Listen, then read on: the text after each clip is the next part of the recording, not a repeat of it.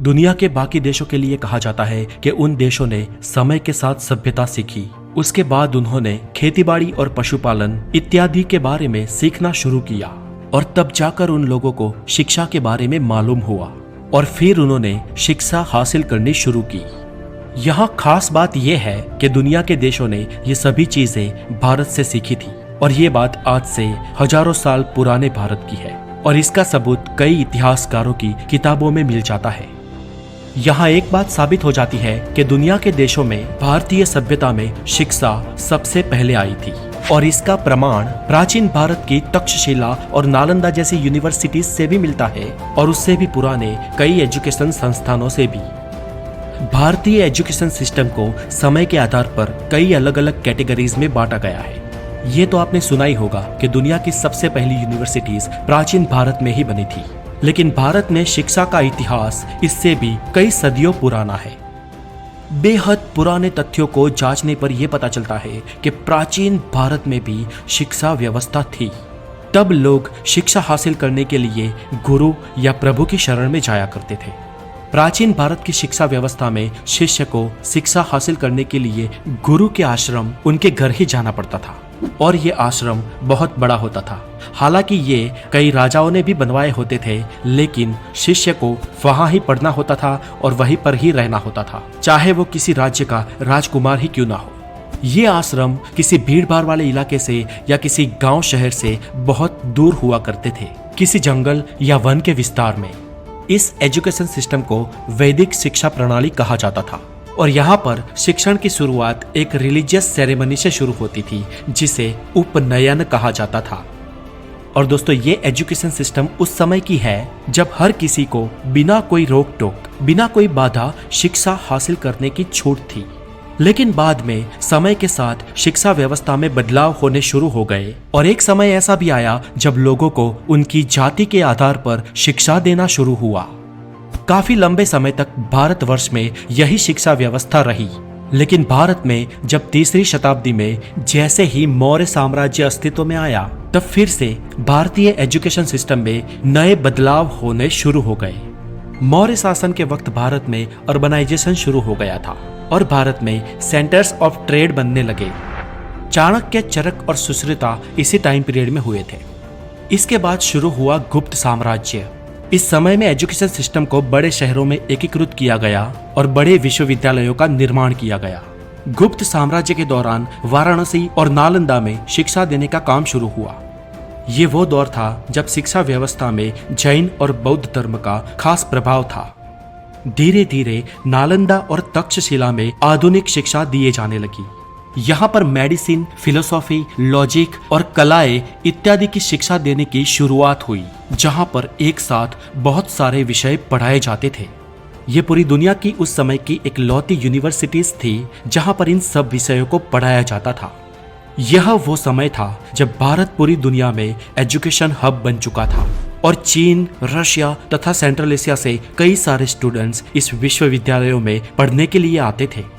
इन कुछ एक विश्वविद्यालयों को छोड़कर भारत में इस समय तक भी लगभग वही गुरु शिष्य और आश्रमों वाली शिक्षण प्रणाली चालू थी जो गांव में चलती थी। इसके बाद समय आया 10वीं और 11वीं शताब्दी। इस समय काल को मिडिवल पीरियड कहा जाता है और इस टाइम फ्रेम में भारत में बहुत सारी एजुकेशन संस्थाएं खोली गई। इसके बाद 12वीं शताब्दी में भारत में अल बिरूनी का आगमन हुआ और इस समय में ज्यादातर साइंस और टेक्नोलॉजी पर भार दिया गया। ये वो दौर था जब विदेशी मुस्लिम शासकों ने भारत में आगमन करना शुरू कर दिया था और इसके बाद भारत के एजुकेशन सिस्टम में भी चेंजेस हुए। इसके बाद 13वीं और 14वीं शताब्दी तक बदलाव का दौर शुरू रहा और बड़े तौर पर मदरसे और मकतब की स्थापनाएं की जाने लगी, जिसमें मकतब जो होते थे वहां पर स्कूलिंग की एजुकेशन दी जाती थी और मदरसों में हायर एजुकेशन दी जाती थी। इन जगहों पर धर्म शिक्षा के साथ साथ ग्रामर, साइंस, मैथ्स, फिलोसॉफी इन सब की शिक्षाएं भी दी जाने लगी और 18वीं शताब्दी तक लगभग यही एजुकेशन सिस्टम उस समय भारत में रहा। लेकिन दोस्तों, इस पूरे कालखंड में भी भारत में ग्रामीण एरिया में गुरुकुल और आश्रमों की शिक्षण प्रणाली तो चालू ही थी। अंग्रेजों के समय में भारतीय एजुकेशन सिस्टम, जब भारत में मुगलों का और देसी राजाओं के शासन का अंत हुआ और अंग्रेज अपने पैर पसारने लगे, तब एजुकेशन सिस्टम में भी बड़े पैमाने पर बदलाव होने शुरू हो गए। अंग्रेजों ने अपनी एजुकेशन सिस्टम को मॉडर्न एजुकेशन सिस्टम बताते हुए पूरे भारत की शिक्षा प्रणाली में फेरबदल करने शुरू कर दिए। अंग्रेजों ने सबसे पहले तो सन 1835 में इंग्लिश एजुकेशन एक्ट 1835 लागू किया और इस एक्ट ने भारत की पूरी एजुकेशन सिस्टम का चेहरा ही बदल दिया। दोस्तों, दरअसल अंग्रेजों को कोई स्किल्ड पर्सन नहीं चाहिए थे, उनको बस अपना काम करवाने के लिए क्लरिकल वर्क कर सके ऐसे क्लर्क्स चाहिए थे। और उन्होंने ऐसी ही एजुकेशन व्यवस्था बनाई जहां पर लोग ज्यादा सवाल ना करें, ज्यादा स्किल्ड ना हो और वो बस एक बताया हुआ काम लगातार करते रहे। और इसीलिए उन्होंने बड़ी शातिर से एजुकेशन सिस्टम में ऐसे बदलाव किए कि इंसान की क्यूरियोसिटी ही खत्म हो जाए। जैसे कि दोस्तों, पुराने गुरुकुल के एजुकेशन सिस्टम में जब शिष्य को कोई असाइनमेंट देना होता था तो शिष्य को सिर्फ उस प्रश्न के बारे में ही बताया जाता था। बस एक प्रश्न दे दिया जाता था, मानो एक समस्या दे दी जाती थी और उसका जवाब आपको खुद अपनी काबिलियत से ढूंढना होता था। मतलब दोस्तों, ये एक ऐसी बात है कि मैं आपको एक क्वेश्चन करूं और उसके लिए आप बुक्स पढ़ो, इंटरनेट पर सर्च करो या कुछ भी करो, लेकिन अपने हिसाब से एक अच्छा जवाब बनाओ और जिसका जवाब जितना सटीक, जितना मैच्योर होगा, मैं उस जवाब को उतने अच्छे मार्क्स दूंगा। दोस्तों, ये पद्धति हुआ करती थी ओल्ड इंडियन एजुकेशन सिस्टम में और आज भी कई विकसित देशों में यही प्रणाली उपयोग होती है। लेकिन इसके विपरीत अंग्रेजों ने किया ये कि वो लोग सवाल भी दे देते थे और साथ में जवाब भी दे देते थे। आपको बस वो जवाब पढ़ना होता था। इससे आपकी इंफॉर्मेशन तो बढ़ती, लेकिन विविध जवाबों की कोई नई खोज नहीं होती, कोई क्यूरियोसिटी नहीं पैदा होती और आपको ये सारे सवाल और उनके जवाब याद करके एग्जाम पेपर में लिख देने होते थे।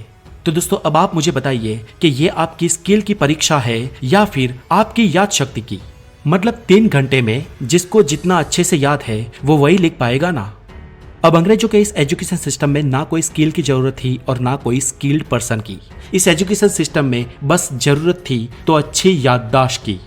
हालांकि अंग्रेजों ने कुछ चीजें की, जैसे कि मिडाइवल टाइम में सिर्फ पुरुष ही पढ़ने के लिए जाते थे, महिलाएं पढ़ने के लिए नहीं जाती थी। लेकिन अंग्रेजों ने चीजों को बदलते हुए लड़कियों के लिए भी शिक्षा व्यवस्था मुहैया करवाई। लेकिन ये सब उनके शासनकाल में बाद में हुआ। Indian education system after independence. आजादी के तुरंत बाद भारत में बहुत कुछ नहीं बदला और अंग्रेजों की बनाई हुई शिक्षण प्रणाली को ही आगे बढ़ाया गया। और आज जो एजुकेशन है वो काफी हद तक अंग्रेजों द्वारा चलाए जाने वाले एजुकेशन सिस्टम पर आधारित ही है। हालांकि कुछ भारतीय सरकारों ने शिक्षण व्यवस्था में बदलाव करते हुए हायर एजुकेशन के लिए कुछ स्कोप ओपन किए हैं, जहां पर रिसर्च और डेवलपमेंट पर भार दिया जाता है। लेकिन आज भी बेसिक एजुकेशन सिस्टम में कुछ खास बदलाव नहीं आए हैं, पर आज भी सरकारें इस एजुकेशन सिस्टम में फेरबदल और सुधार तो कर ही रही है। दोस्तों, ये सब आजादी के बाद से लेकर सन 2020 तक चलता रहा। लेकिन सन 2020 में कोविड-19 इस महामारी के कारण सब कुछ बदल गया और इस महामारी ने ना सिर्फ इंडिया पर लेकिन पूरी दुनिया पर बहुत बड़ा इम्पैक्ट डाला है और इसका असर भारतीय शिक्षण व्यवस्था पर भी हुआ है।